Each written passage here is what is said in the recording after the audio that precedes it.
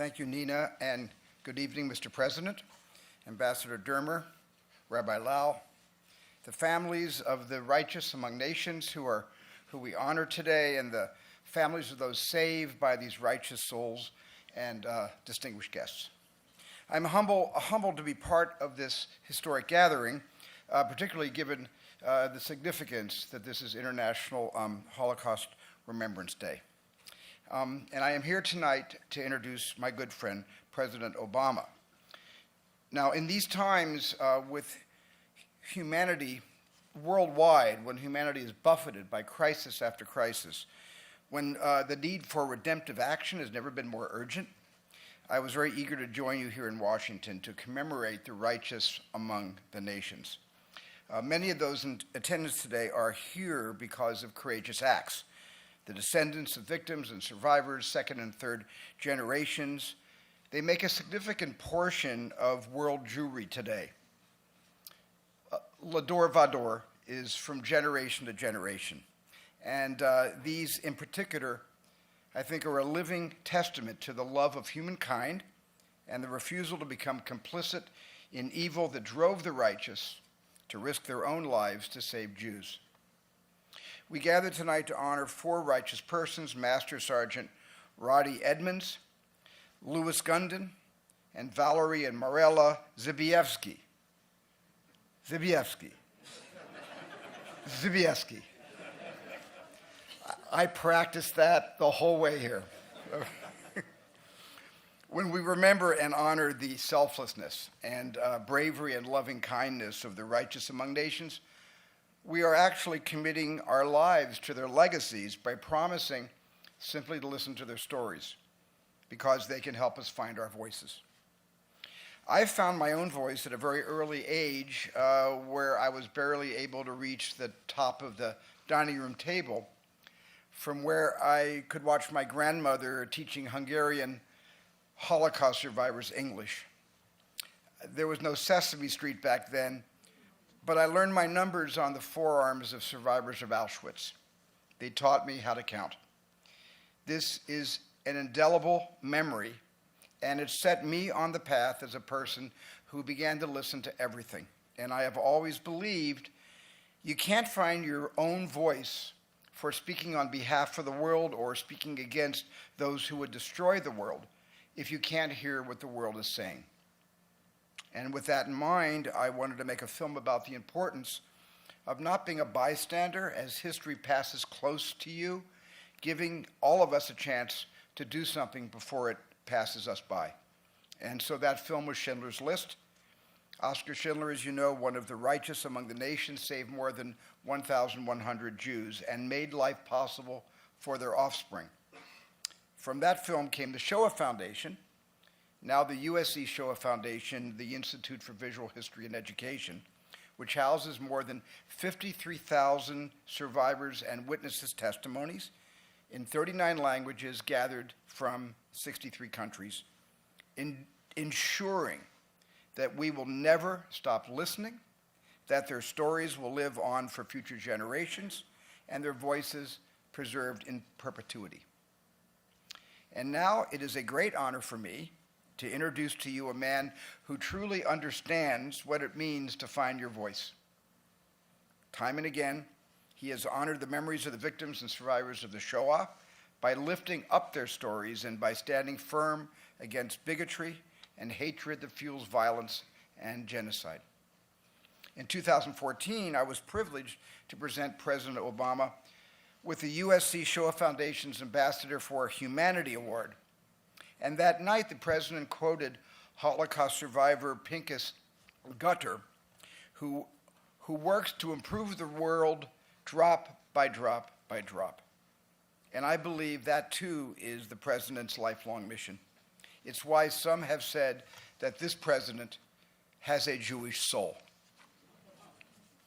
He showed this when he created the Atrocities Prevention Board, and when he declared the prevention of mass atrocities a national security interest. He demonstrates this in his steadfast support for the state of Israel, at a time when Israel has many enemies and when anti-Semitism focuses its hatred on a nation that emerged in the wake of tragedy to offer hope and a future for the Jewish people. The President's support is needed and appreciated more than ever.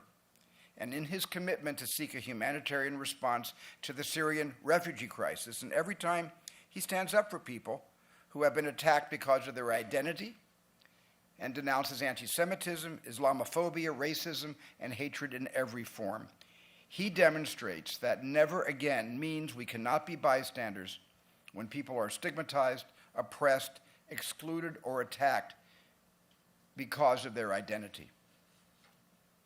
The President makes sure that phrase, never again, is not a hollow declaration by giving it a powerful voice in his everyday life. So it means a great deal to have the President of the United States take part in the first Righteous Among the Nations ceremony to be held on U.S. soil at the Embassy of Israel. And it's my distinct privilege to introduce my good friend and President of the United States, Barack Obama.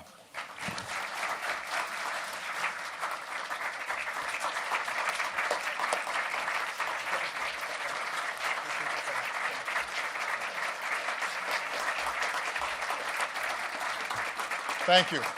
Thank you. Good evening. Erev Tov.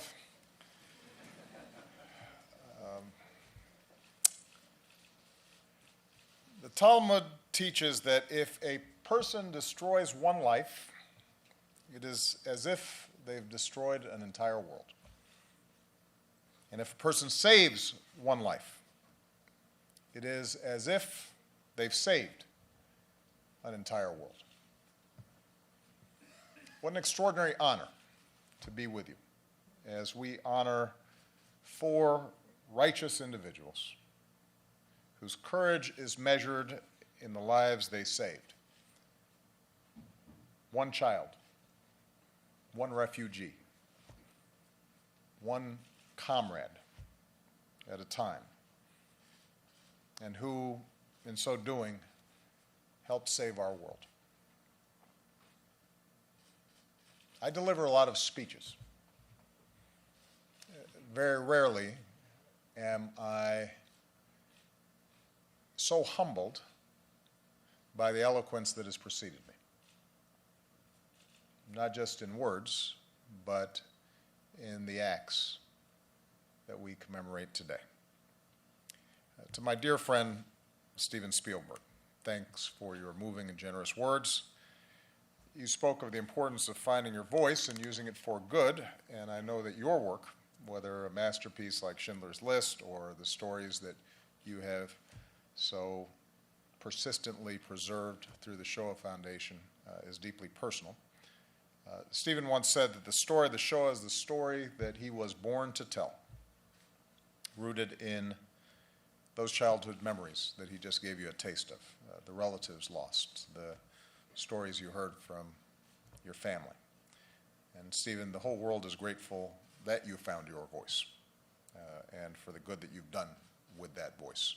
It will endure for generations. And so on behalf of all of us, we are grateful. To Ambassador and Mrs. Dermer, to Nina Totenberg, our friends from the Israeli Embassy, and Yad Vashem, thank you so much for hosting us today. Let me just add tonight that our thoughts are also with former Israeli President Shimon Peres. I had the opportunity to speak with Shimon earlier this week. I thanked him for his friendship, which has always meant so much to me personally, and I thanked him once again for the shining example of his leadership with his extraordinary life in the Haganah and as a founding father of the State of Israel, a statesman who's never given up on peace, an embodiment of the great alliance between our 2 nations. Shimon inspires us all. And this evening, we speak for all of us, Israelis, Americans, people around the world, in wishing him a full and speedy recovery. I also want to just note the presence of 2 of our outstanding senators from the great state of Tennessee.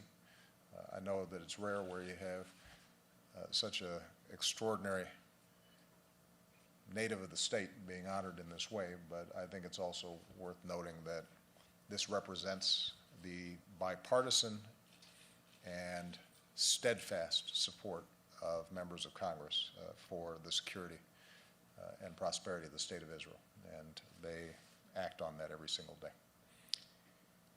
The survivors, families of the righteous, and those they saved, to all the distinguished guests, we gather to honor the newest of the righteous among the nations and make real the call to never forget, not just on this day of remembrance, but for all days and for all time. And at moments like this, as I listen to the extraordinary stories of the four that we honor, memories come rushing back of the times that I've encountered the history and the horror of the Shoah.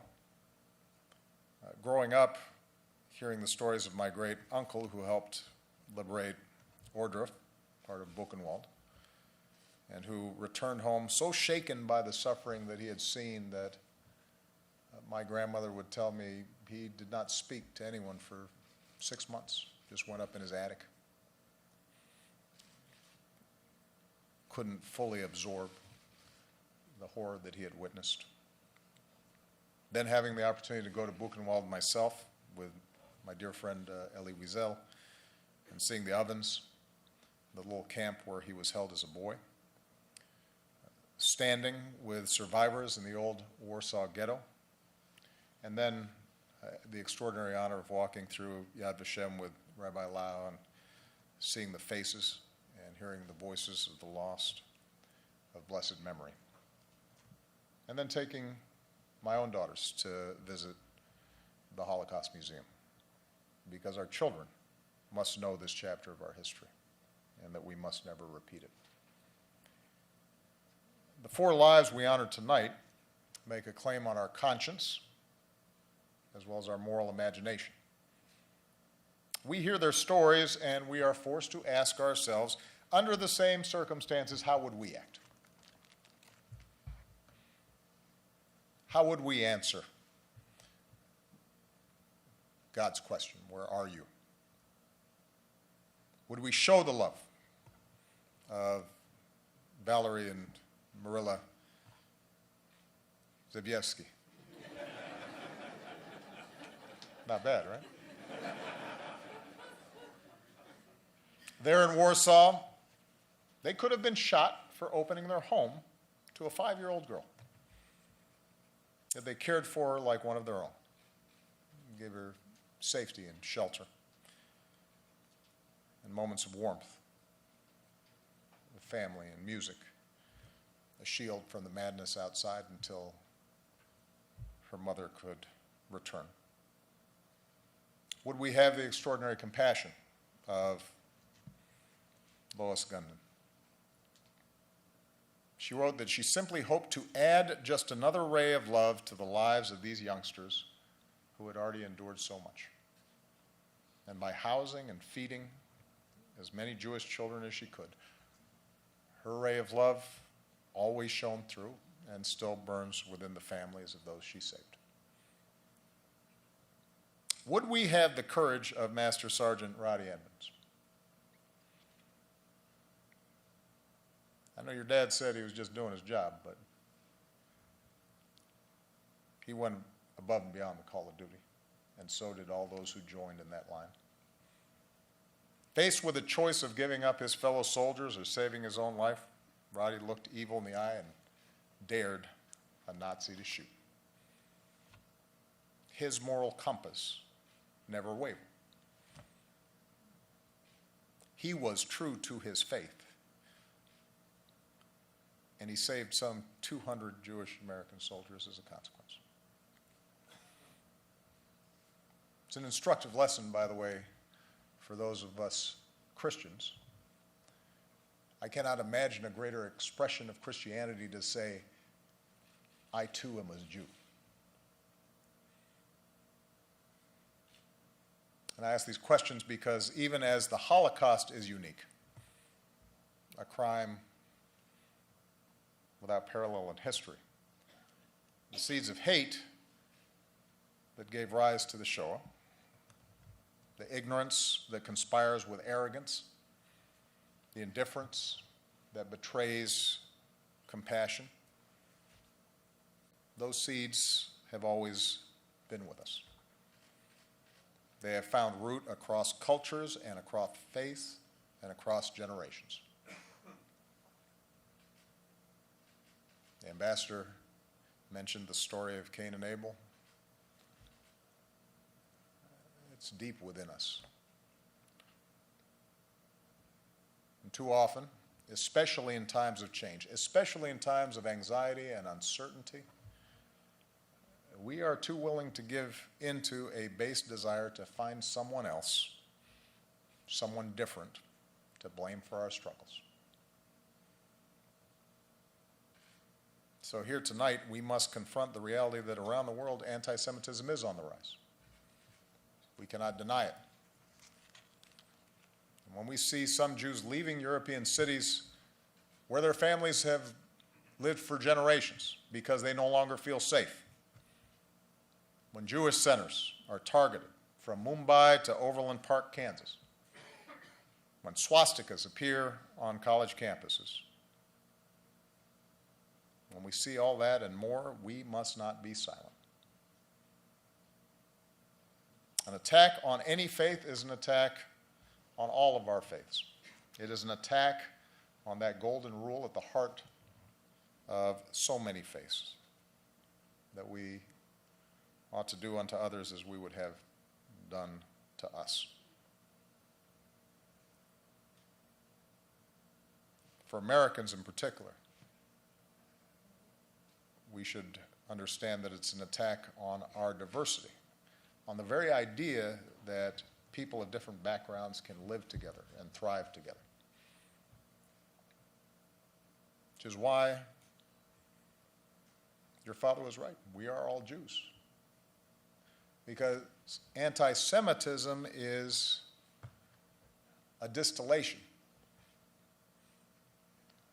an expression of an evil that runs through so much of human history. And if we do not answer that, we do not answer any other form of evil. When any Jew anywhere is targeted just for being Jewish, we all have to respond as Roddie Edmonds did. We are all Jews. We know that we'll never be able to wipe out hatred from every single mind. We won't entirely erase the scourge of anti-Semitism. But like the righteous, we must do everything we can. All of us have a responsibility.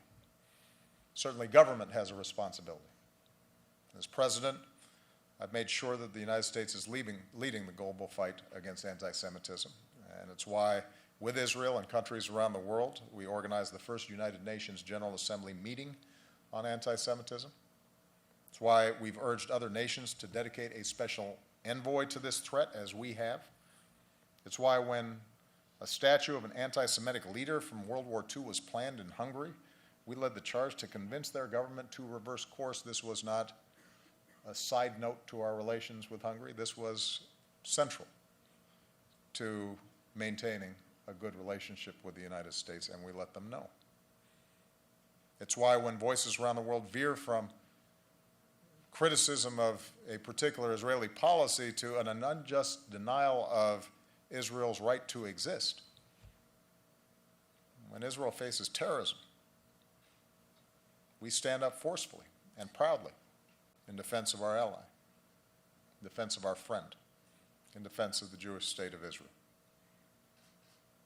America's commitment to Israel's security remains now and forever unshakable.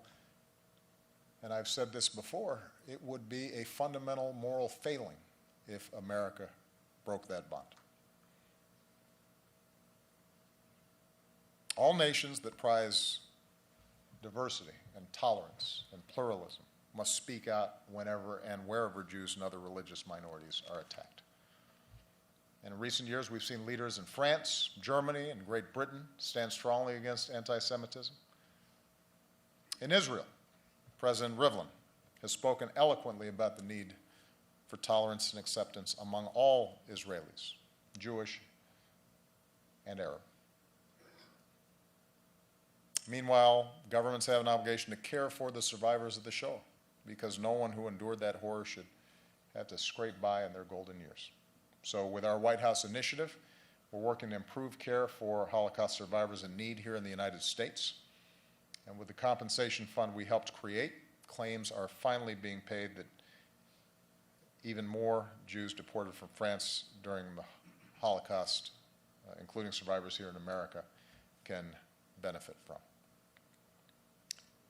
But the task before us does not fall on government alone.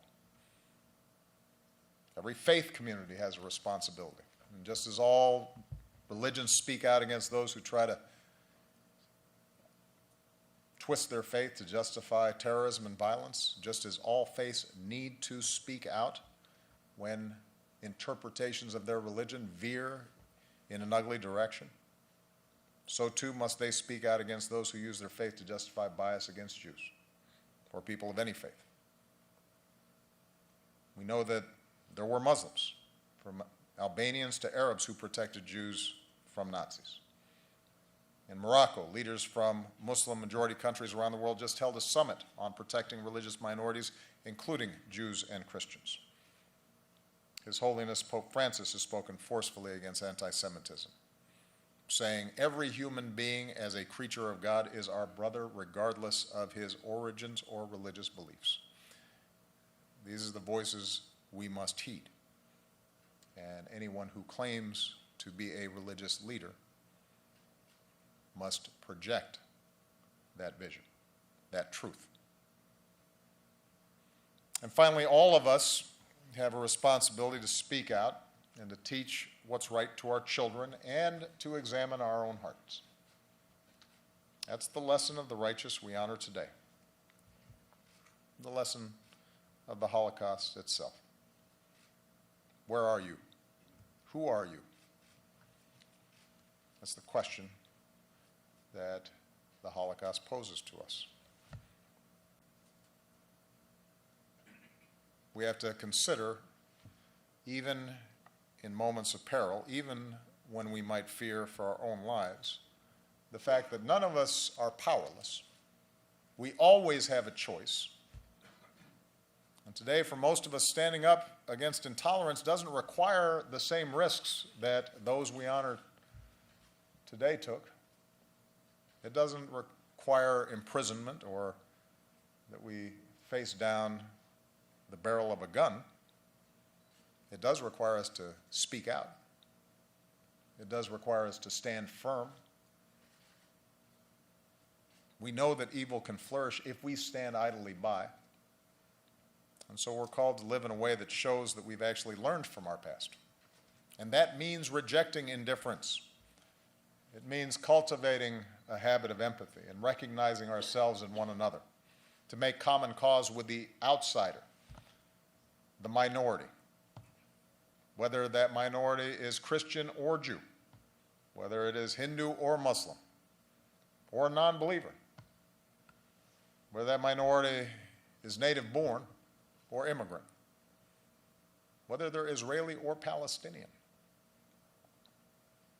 It means taking a stand against bigotry in all its forms and rejecting our darkest impulses and guarding against tribalism as the only value in our communities and in our politics. It means heeding the lesson repeated so often in the Torah, to welcome the stranger, for we were once strangers too. That's how we never forget. Not simply by keeping the lessons of the Shoah in our memories, but by living them in our actions. As the book of Deuteronomy teaches us, tzedek, tzedek, tirdof. Justice, justice, you shall pursue. I want to close with what I'm told is a Jewish legend. It's said that within every generation there are 36 virtuous individuals. Individuals so honorable, so filled with compassion, that their good works sustain the very existence of the world. They are called Lamed Vaniks, And without them, society crumbles, according to the legend. We don't know who they are. They're entirely indistinguishable, ordinary people, like Walery and Maryla and Lois and Roddie. You wouldn't necessarily recognize them in a crowd. But I believe that their generation, the generation of Schindler and Wallenberg and Karski, demanded a lot more than 36. They called for more than 26,000 righteous among the nations. It called for the millions of heroes who did not go quietly and who stood up and fought back. And may we all strive to live up to their noble example, to be the Lamed Vaniks of our generation, to do our part to sustain each other and to embrace the humanity that we share, and in so doing, save our world. May the memory of the lost be a blessing, and as nations and individuals, may we always strive to be among the righteous. God bless you. God bless the United States of America, and God bless the state of Israel.